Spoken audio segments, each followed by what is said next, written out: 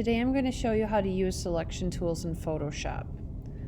On the agenda I have a link to a document called Selection PSD. So when you open the agenda you're going to click on that link and it's going to take you to my drive where I've shared a PSD with you.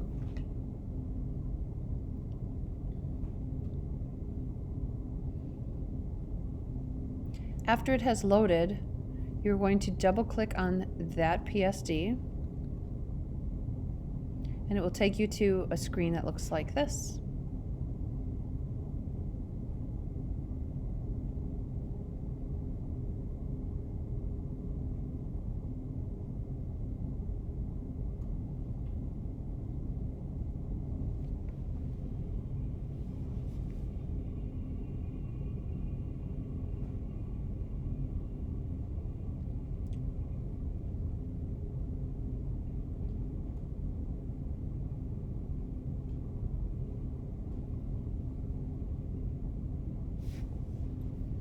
After it has come to this screen, you are going to download it. There will be an arrow like this, and you will download it.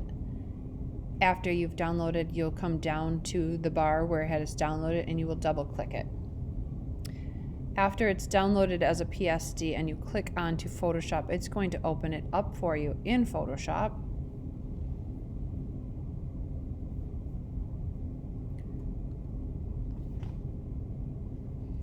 And you are going to work on it from here. Now, if it comes into your screen like this, you can do Command plus and it will make your screen larger.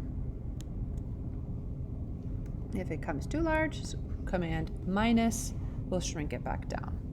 Right now, my tool that's selected is called the Magic Wand. We're going to start out with the lasso tool. So if you hit L, which is a shortcut, on your keyboard, you are going to come up with the lasso tool.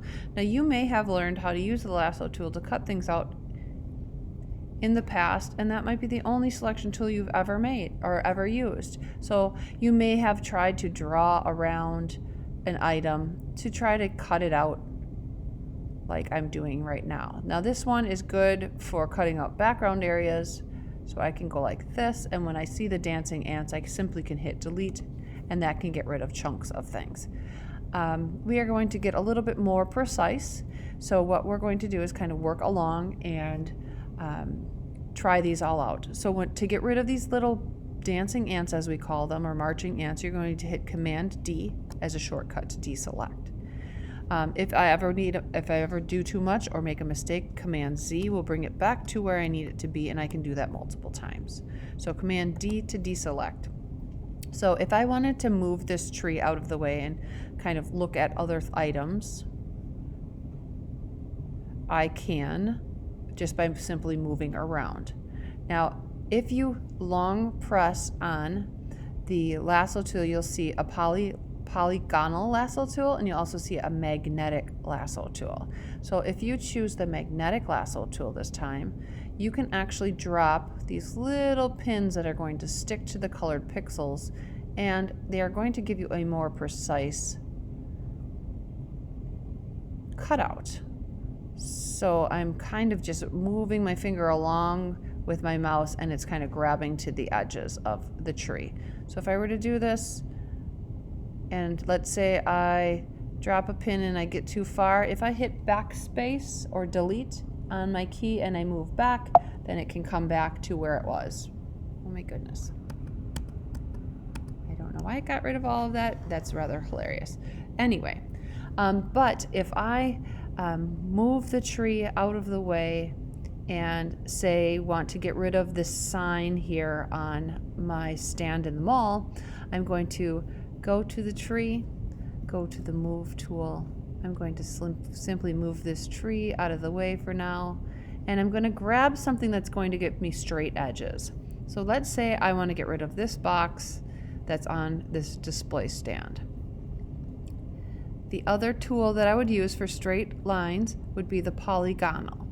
Now this is going to stretch little strings but they're always going to be straight against the edges of whatever you're trying to cut away or select. And when you come to here and you see a little circle appear, see that little circle appear, and click, it's going to connect. Now, if I simply hit delete on that box, it should get rid of what's there. Let me see, the tree, I'm still on the tree layer, so I gotta go on my sign layer. I'm so sorry. And hit delete, and now I've gotten rid of it, and what it's showing is the box of whatever is behind there. If I Command Z and bring the sign back, if I go select and inverse, I can get rid of that entire box because the framework around my whole screen on that layer of just sign will get rid of all of this brown. So let's try that. Delete. Now I just simply have the sign, Command D, that I can actually move around. If I hit V for move tool. Oops. If you end up having strings like this and you didn't hit move tool right away, just double click it, hit OK, it'll go away. If I hit V, which is the shortcut for move tool, you can see that I now have a move tool and I can drop that little sign wherever I want it to be. Let's try a new selection tool. Go to the skater layer. We're going to talk about this boy here. Now, if I use the magnetic lasso tool around this boy, I can kind of cut him out a little bit more precise. You can see that it did not capture that one section there, so sometimes this isn't the best method. And I am alluding to that I'm going to show you what the best method is. So we're going around him.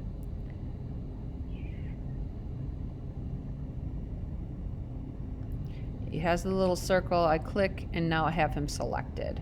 Now let's say I hit delete now. If I hit delete, it's going to get rid of the boy. I wanted to select the boy, so I'm going to do Command Z.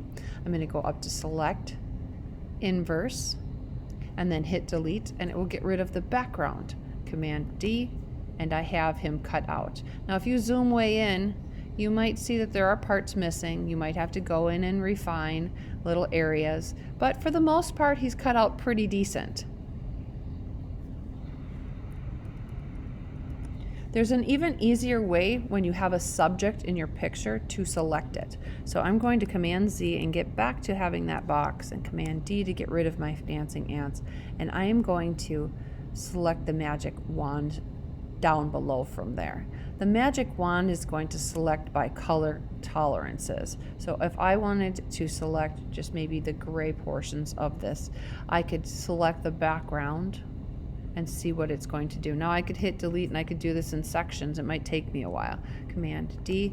But if I do a tolerance change of, let's say, 50 instead of 10, and then I hit this, it's going to be bigger sections. If I hit delete, it might get rid of some gray in his clothing as well. So that might be something if you're trying to get rid of something of the similar color. I'm going to Command Z, back to having everything back, because there's an even easier option. When you are on the magic wand tool, you can actually hit up here, there's a button called select subject.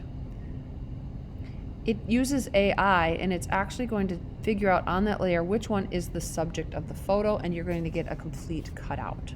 It did miss a little bit of his roller skates there. Up here in the options, it's has a subtract from selection. So when you see my magic wand, you see a little minus sign, I can go and add to the selection and click right there, and I get a little bit more of his skate. And now if I were to get rid of the background by going select, inverse, and delete, and Command D, you could always go in with an eraser, but it looks kind of cool because it captured his shadow. Now let's say I had an object like this ball. So let's go to the beach ball layer. I'm going to use the move tool really quickly and make that kind of the focal point of what we're working on. And you go to the rectangular marquee. Rectangular marquee we could have also used for this sign because it's going to pull, if I go on the sign layer, it's going to pull a box around and make the selection. So if I wanted to get rid of that sign, delete. Now that sign is gone, Command D. But what if I wanted to select a circle? Behind here we have an elliptical marquee. Now an elliptical marquee is going to do a selection that might not be perfect, and you might have to take some practice to get it, so you're going to get a circle, Command D. But if you hold down Shift while you do it, you can actually make it a perfect circle. Oops. Command Z, Shift, and you can move that into place afterwards. And then you can get rid of something. So if I'm on the beach ball layer, I've got my selection and I hit delete, I can get rid of that. Now, you have to remember, if you want to get rid of the exterior around it, you go to select, inverse, and then hit delete, and you will have the selection that you need. Now it might take some playing around and tweaking not to get white around the edge, but I think you get the gist of it. Another cool selection tool, and we're going to use the move tool. I'm going to move the tree into place here. I'm going to Command T to transform it and make it larger. Big tree in the middle of the mall.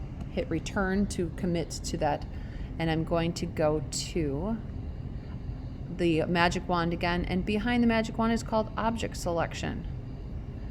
Sometimes it won't see it as a subject, but you might see it as an object. And I'm going to pull a box around that object and let AI think again and see what kind of selection I get. So it has now selected the tree in a more crisp manner than it would have if I were to have done it by hand.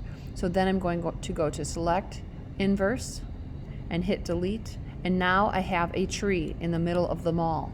If I hit V for move, I can move that tree wherever I want it to be. If I hit Command T, it'll give me a bounding box where I can stretch it and move it. If I go outside the corner of the bounding box and my arrow gets bent, that means I can actually rotate the tree.